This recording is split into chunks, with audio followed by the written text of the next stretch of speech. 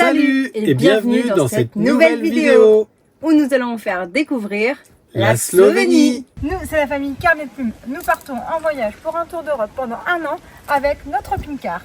Alors, suivez-nous.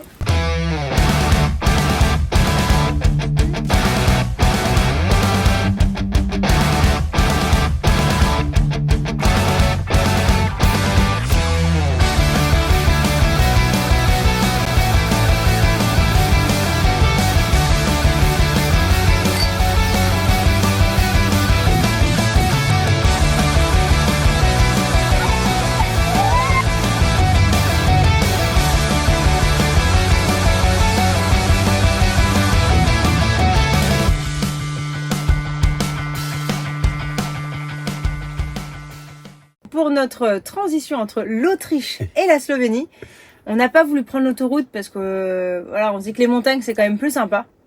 Eh bien, mauvaise surprise, parce qu'on est arrivé sur des pentes à 18 voire 19%. Je vous laisse imaginer. Voilà, c'était affreux. Quand je suis arrivé devant cette montée qui était pas annoncée trop à l'avance, on l'avait pas vu. Mais non, on a eu le panneau sur le moment. Et donc c'est une petite route avec juste notre file et la file dans l'autre sens.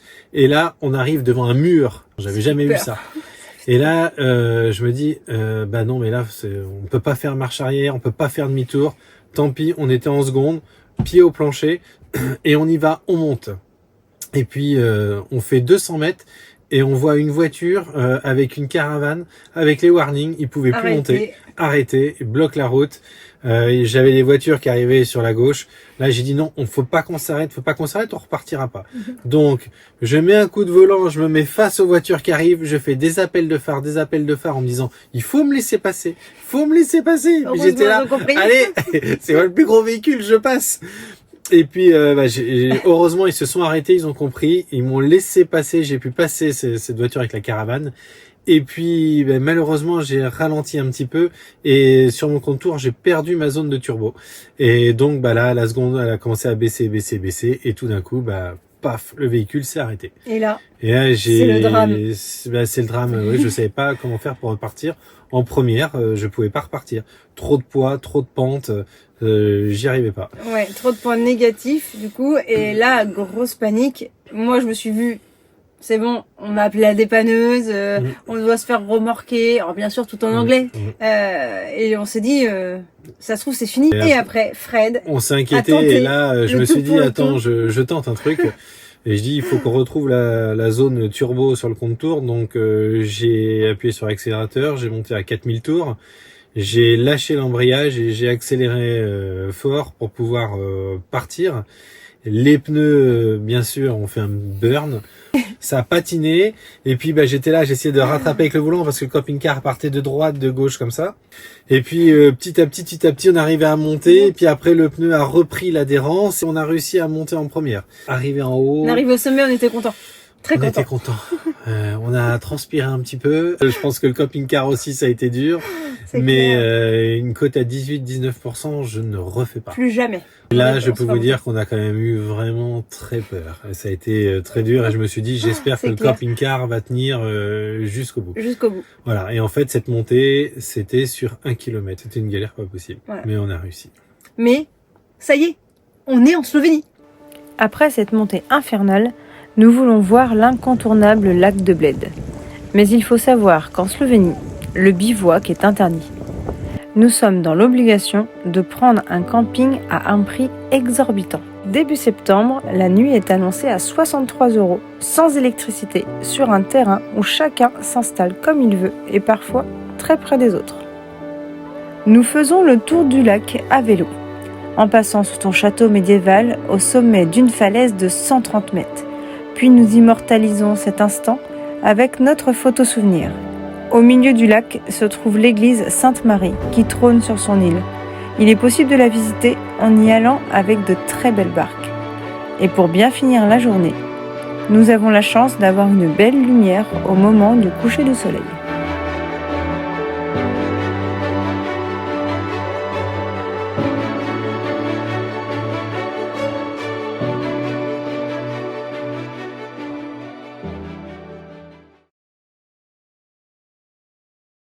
Bah voilà, j'ai eu la méga bonne idée de vouloir aller faire une petite balade dans Ljubljana pour visiter.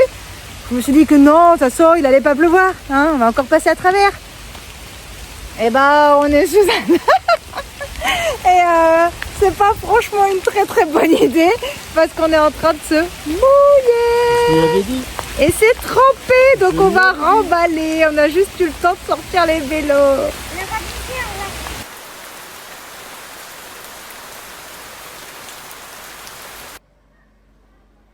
Nous voici à Ljubljana, capitale de la Slovénie et la plus grande ville de Slovénie. Elle est vraiment chargée d'histoire.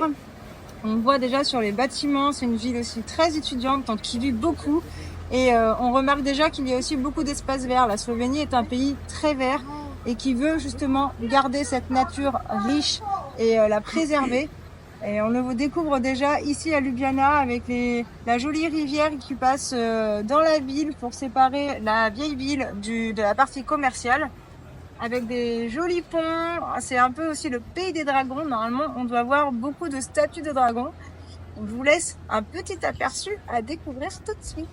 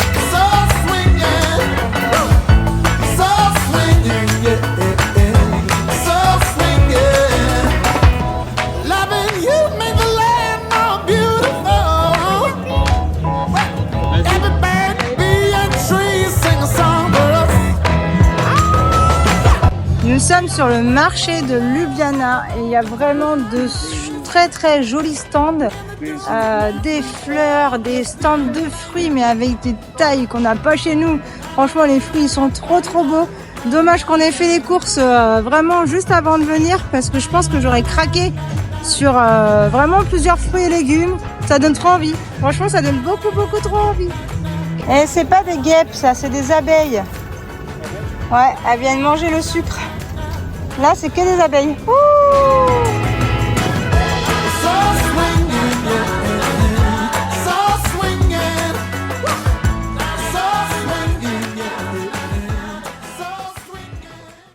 Après la visite de Ljubljana, il est temps d'aller découvrir les caves de Slovénie. The itsy bitsy spider went up the water spout.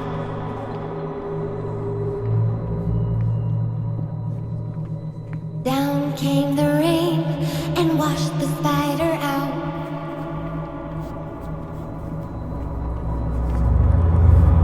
Up came the sun and dried up all the rain.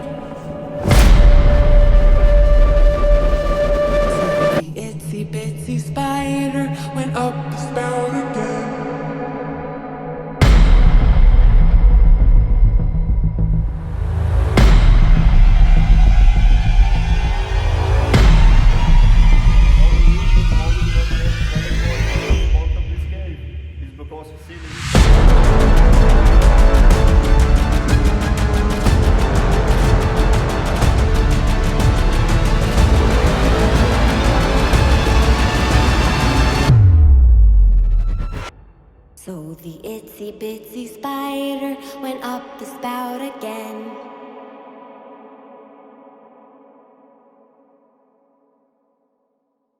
Alors, vous en avez pensé quoi de cette découverte de la cave de Krishna?